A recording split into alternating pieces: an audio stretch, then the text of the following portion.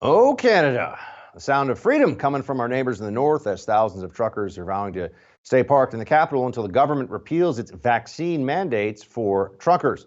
But as the freedom fighters in Ottawa hold their ground, the CBC reports that Prime Minister Justin Trudeau is now considering even stricter vaccine mandates for truckers, saying, quote, the country is disgusted by the behavior displayed by the protesters.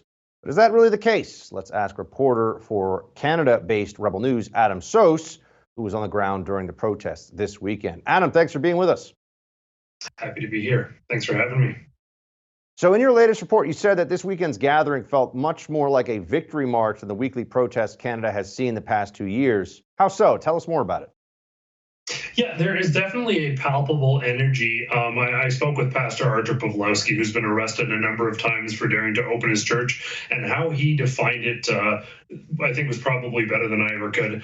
He effectively talked about sowing seeds and working for all this time in the same faces, maybe a few hundred or a few thousand people coming out week after week for almost 2 years now, fighting for freedom.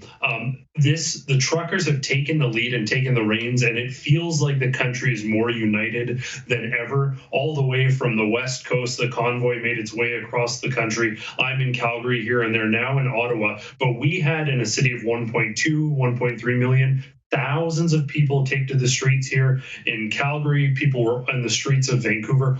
Across the country, for the first time in a long time, people were unified and people were rallying and people were saying, enough is enough.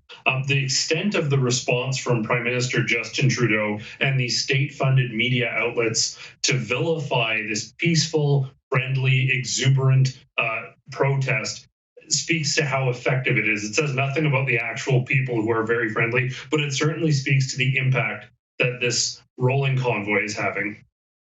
So Justin Trudeau earlier today said on video, and it's made its way around now in the news cycle, that he would not be a part of this protest because there is violence associated with it and the breaking of laws. Is there any truth to that whatsoever at this stage? No, it's absolutely a mischaracterization of what's happening here. He has also repeatedly stated that anyone basically unvaccinated or amongst those ranks at least are misogynists and racists, despite the fact that, say, Black communities are the most vaccine hesitant out of any. It has been mischaracterization since the start. The media has been complicit in this as well.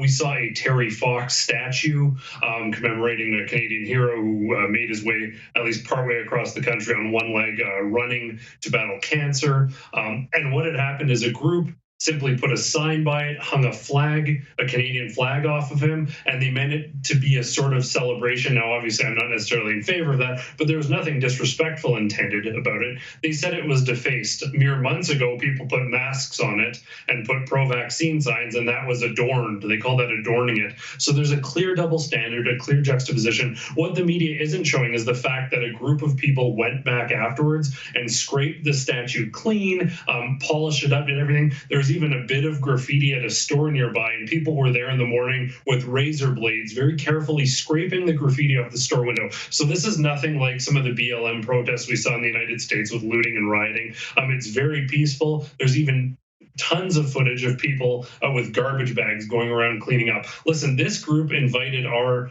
boss, Ezra Levant, who happens to be Jewish, to go speak to the entire crowd.